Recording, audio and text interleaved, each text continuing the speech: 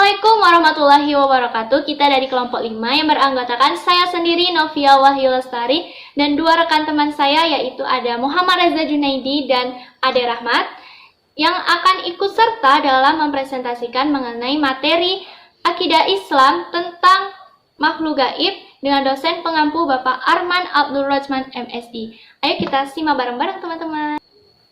Oke teman-teman semua, di sini pasti kalian akan bertanya-tanya mengenai tentang materi yang kita bawa, yaitu yang dimulai dari pengertian apa sih pengertian makhluk gaib, terus ada pengertian iman kepada malaikat, ada nama malaikat serta tugasnya dan bagaimana sifat para malaikat.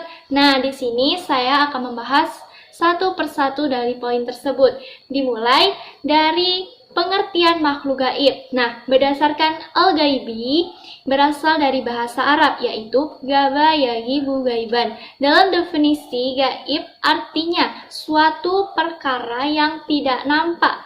Namun, menurut istilah agama Islam, maksud gaib itu sangatlah luas dan dalam. Istilah kata gaib adalah suatu yang tidak nampak oleh panca indera manusia, tetapi ada ayat Al-Quran dan hadis yang menjelaskan akan kewujudannya. Nah, oleh sebab itu menafikannya adanya sesuatu yang gaib sama artinya mengingkari agama Islam itu sendiri. Selain itu, perkara gaib ialah perkara yang di luar jangkauan panca indera manusia, seperti kisah para nabi, kemusuhan umat terdahulu, dan tarikh berlaku kiamat, bentuk kejadian manusia, atau sesuatu yang tidak dapat dilihat dengan mata kasar, seperti malaikat, jin, iblis, dan adapun perkara gaib lainnya, serta contohnya yaitu surga dan neraka. Nah, pasti kalian udah ngerti ya, dari pengertian makhluk gaib itu intinya, yaitu sesuatu yang tidak tampak, sesuatu yang tidak bisa kita lihat secara panca indera manusia. Nah, setelah kalian memahami pengertian makhluk gaib, kita beralih ke poin kedua, yaitu pengertian iman kepada malaikat. Pengertian iman kepada malaikat. Iman kepada malaikat. Nah, berarti percaya atau yakin dengan sepenuh hati akan adanya makhluk Allah Subhanahu wa Ta'ala yang gaib. Maksud dari gaib adalah tidak dapat dilihat dengan panca indera manusia yang sudah saya jelaskan pada poin pertama tadi. Dengan sudah difirmankan oleh Allah Subhanahu wa Ta'ala, yaitu hai orang-orang yang beriman, peliharalah dirimu dan keluargamu dari api neraka yang bahan bakarnya adalah manusia dan batu. Penjaganya malaikat-malaikat yang kasar, keras, dan tidak mendurhakai Allah terhadap apa yang diperintahkannya kepada mereka dan selalu mengerjakan apa yang diperintahkan. Terdapat Quran Surat At-Tahrim ayat 6. Nah, dari penjelasan tersebut, kita wajib mempercayai akan adanya makhluk gaib karena iman kepada malaikat. Nah, selanjutnya ada nama malaikat beserta tugasnya. Nama-nama malaikat beserta tugasnya yaitu ada malaikat Jibril yang disebut juga Ruhul Kudus atau Ruhul Amin. Ia merupakan penghulu para malaikat. Tugasnya yaitu menyampaikan wahyu dari Allah kepada para nabi dan rasul sejak Nabi Adam hingga Nabi Muhammad SAW. Malaikat Jibril pula yang mengantarkan atau mengawal Nabi Muhammad SAW melakukan Isra Mi'raj. Yang kedua, yaitu malaikat Mikail yang bertugas dan menyampaikan rezeki kepada seluruh makhluk Allah, termasuk juga mengatur hujan, angin, dan bintang-bintang yang sesuai yang kita lihat pada malam hari. Di samping itu, malaikat Mikail juga mendampingi malaikat Jibril ketika membedah dada Nabi dan menyucikannya dengan air Zam-Zam, juga mendampingi malaikat Jibril mengantarkan Nabi Muhammad SAW dalam Isra Mi'raj. Ya, yang ketiga, yaitu ada malaikat Israfil. Tugasnya adalah meniup trompet atau sangkakala di saat manusia dibangkitkan dari kubur. Nah, yang keempat, ada malaikat Israel yang bertugas mencabut nyawa seluruh makhluk termasuk manusia, jin, dan nyawanya sendiri. Maka dia disebut juga malaikat maut.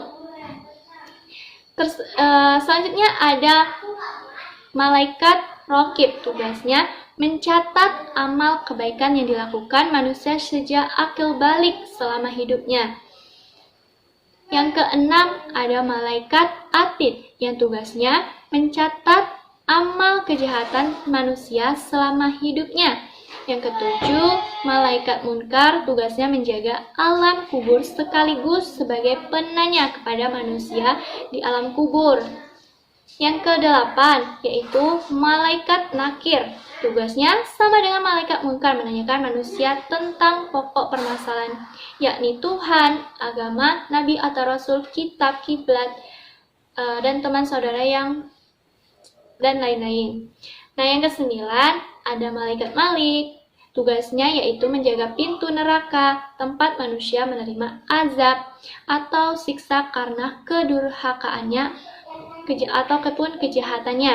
Nah, yang terakhir yaitu ada malaikat Ridwan.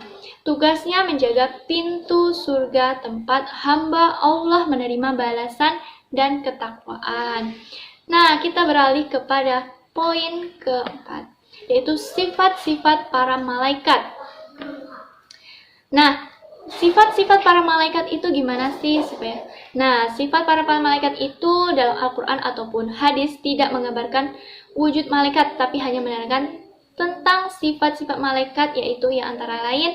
Yang pertama, malaikat selalu taat dan patuh kepada Allah Subhanahu wa Ta'ala serta tidak pernah durhaka kepadanya. Nah, yang kedua, malaikat dapat berubah bentuk apa saja atas izin Allah Subhanahu wa Ta'ala, seperti seorang lelaki ataupun hewan. Malaikat senantiasa bertasbih kepada Allah Subhanahu wa Ta'ala dan tidak pernah merasa lelah dan bosan. Nah, yang ketiga, ada malaikat tidak memiliki sesuatu keinginan hawa nafsu yang seperti manusia. Nah, yang keempat, malaikat tidak pernah sombong ataupun takabur dan selalu mengikuti perintah Allah Subhanahu wa Ta'ala. Nama saya Muhammad Reza Junaidi, NIM 1052000141. Di sini saya akan melanjutkan sedikit presentasi yang dijelaskan oleh teman saya sebelumnya, yaitu tentang akidah Islam tentang para malaikat. Sebagai orang beriman yang mengimani tentang adanya Allah Subhanahu wa Ta'ala, maka kita akan merasakan nikmat yang lebih besar lagi jika kita mengimani tentang adanya para malaikat. Sebagaimana kita ketahui bahwa Allah Subhanahu wa Ta'ala telah mengamanahkan ataupun mempercayai kepada malaikat untuk mengabulkan segala doa-doa yang dipanjatkan oleh orang-orang yang beriman yang ada di muka bumi ini. Secara umum, iman kepada malaikat ialah menyerupai ataupun mengikuti mengikuti segala perbuatan baiknya, seperti ketaatannya kepada Allah Subhanahu wa Ta'ala dalam menjalankan tugas yang telah diberikan kepadanya, dan juga meningkatkan rasa kemalaikatan, maksudnya yaitu menjauhkan diri dari perbuatan-perbuatan yang tidak diinginkan ataupun perbuatan-perbuatan yang akan menjerumuskan kita ke dalam hal-hal yang tidak baik. Ada dua cara untuk agar kita dapat mengimani tentang adanya malaikat, yaitu yang pertama dengan hadis maupun dengan Quran. Seperti kita ketahui, banyak di dalam Al-Quran yang telah menjelaskan tentang keberadaan malaikat. Salah satunya dalam Quran surat Asy-Syafat ayat 164 yang berbunyi, dan tidak pun di antara kami malaikat, melainkan masing-masing memiliki kedudukan tertentu. Dan juga di dalam hadis Rasulullah SAW yang telah banyak dijelaskan oleh beliau. Sebagai orang yang beriman, kita mestinya harus mengimani tentang perkataan dari Al-Quran tersebut. Sebagai orang beriman bahwa Al-Quran adalah pedoman hidup, maka kita harus mengikuti apa yang telah diperintahkannya.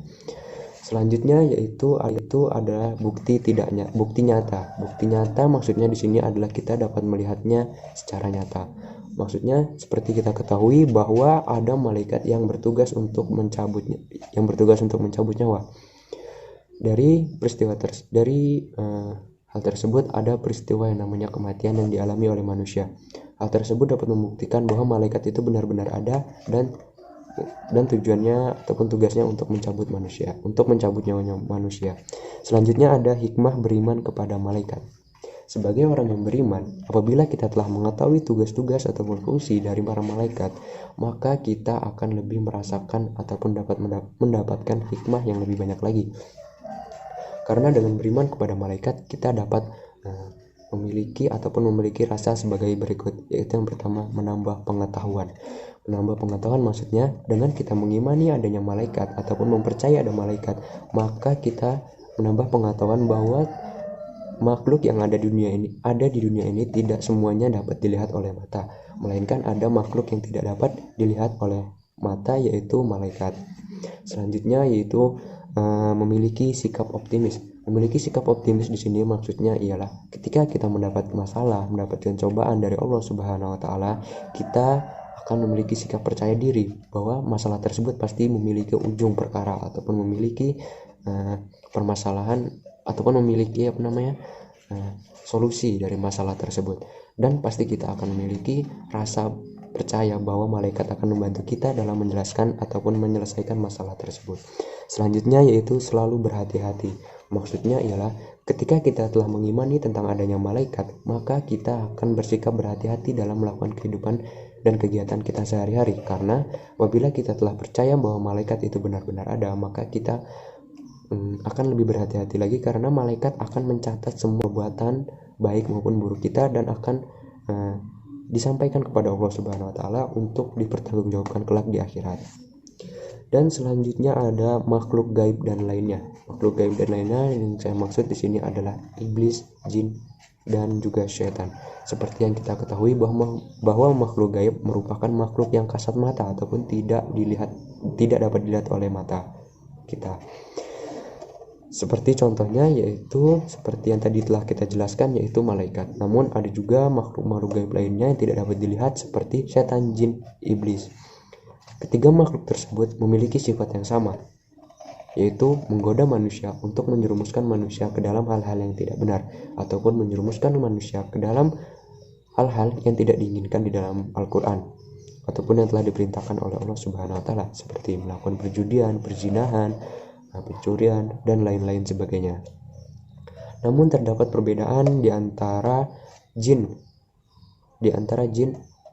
dan makhluk gaib lainnya, yaitu jin memiliki dua golongan, ada jin kafir dan juga jin muslim. Jin kafir memiliki sifat yang hampir sama seperti setan dan juga iblis, sedangkan jin muslim memiliki sifat yang hampir sama dengan manusia, yaitu sama-sama beriman kepada Allah Subhanahu wa taala. Dengan kita telah mengetahui tujuan ataupun tugas dari setan, jin, dan iblis adalah menggoda manusia untuk menjerumuskan ke dalam hal-hal yang tidak diinginkan ataupun hal-hal yang telah bertentangan dalam Al-Quran, maka semestinya kita sebagai manusia yang beriman, apabila kita ingin ataupun memiliki niat melakukan kegiatan hal-hal yang tidak baik, maka semestinya kita lebih mendekatkan diri lagi kepada Allah Subhanahu wa taala dan juga mengingat bahwa malaikat itu selalu memperlihatkan ataupun selalu melihat kita dalam keadaan apapun, maupun dalam keadaan gelap, terang, ataupun dan lain sebagainya, dan akan selalu mencatat segala perbuatan-perbuatan kita yang ada di dunia ini untuk dipertanggungjawabkan kelak di akhirat. Nama saya Ade Rahmat, NIM 105200127. Saya akan melanjutkan presentasi dari teman saya yang sebelumnya. Yang pertama, saya akan menjelaskan tentang pengertian jin, iblis, dan syaitan. Jin atau al-jinnu berasal dari kata janna syai'un yajunnuhu, yang bermakna satarahu, menutupi sesuatu. Maka segala sesuatu yang tertutup berarti tersembunyi. Jadi jin itu disebut dengan jin karena keadaan yang tersembunyi. Secara pasti kaum jin adalah makhluk hidup, berakal, dan mereka melakukan segala sesuatu dengan kehendak. Bahkan mereka dibebani perintah dan larangan.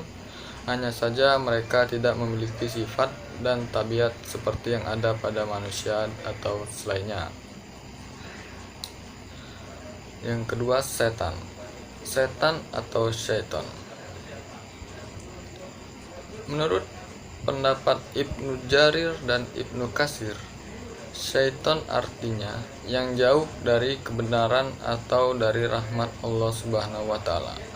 Ibnu Jarir menyatakan, syaitan dalam bahasa Arab adalah setiap yang durhaka dari jin, manusia atau hewan, atau dari segala sesuatu. Yang ketiga, iblis. Iblis adalah wazan dari fi'il, diambil dari asal kata al-iblas yang bermakna at-tai'as, putus asa dari rahmat Allah Subhanahu wa taala. Mereka adalah musuh bagi manusia, musuh bagi Adam dan keturunannya. Dengan kesombongan dan analoginya yang rusak serta kedustaannya, mereka berani menentang perintah Allah Subhanahu wa taala. Selanjutnya, penjelasan tentang Hizbus Syaitan. Ibnu Katsir rahimahumullah berkata, syaitan merupakan setiap makhluk yang menentang dan melanggar tuntunan Nabi maksud saya. Terdapat iblis yang merupakan nenek moyang seluruh syaitan. Lebih lanjut, Syekh Sayyid rahimahumullah menjelaskan, iblis yakni nenek moyang seluruh syaitan itu akan tetap hidup sampai hari kiamat tiba. Ia sendiri dahulu memang pernah meminta kepada Allah Ta'ala agar tidak dimatikan sampai hari kiamat, dan permintaannya itu dikabulkan oleh Allah Ta'ala. Selanjutnya, penjelasan tentang contoh-contoh pengejawantahan iman kepada makhluk gaib. Yang pertama, meyakini keberadaan para malaikat, bahwa mereka adalah makhluk Allah yang selalu taat dan hanya mengerjakan apa yang diperintahkan kepada mereka. Yang kedua, meyakini nama-nama malaikat yang disebutkan dalam Al-Quran dan Sunnah Nabi Shallallahu Alaihi Wasallam, seperti Jibril, Mikail, Israfil, Malik, dan yang lainnya. Yang ketiga, meyakini tugas-tugas yang dibebankan Allah Subhanahu wa taala kepada para malaikatnya, seperti Jibril sebagai penyampai wahyu, Israfil sebagai peniup sangkakala, dan Malik sebagai penjaga neraka, serta yang lainnya. Dan terutamanya adalah meyakini adanya dua malaikat yang selalu mencatat setiap amal perbuatan manusia. Allah Subhanahu wa taala berfirman, yaitu ketika dua orang malaikat mencatat amal perbuatannya, seseorang duduk di sebelah kanan dan yang lainnya duduk di sebelah kiri. Tiada suatu ucapan pun yang diucapkannya, melainkan ada di dekatnya malaikat pengawas yang selalu hadir. Quran Surat Kaf ayat 17-18.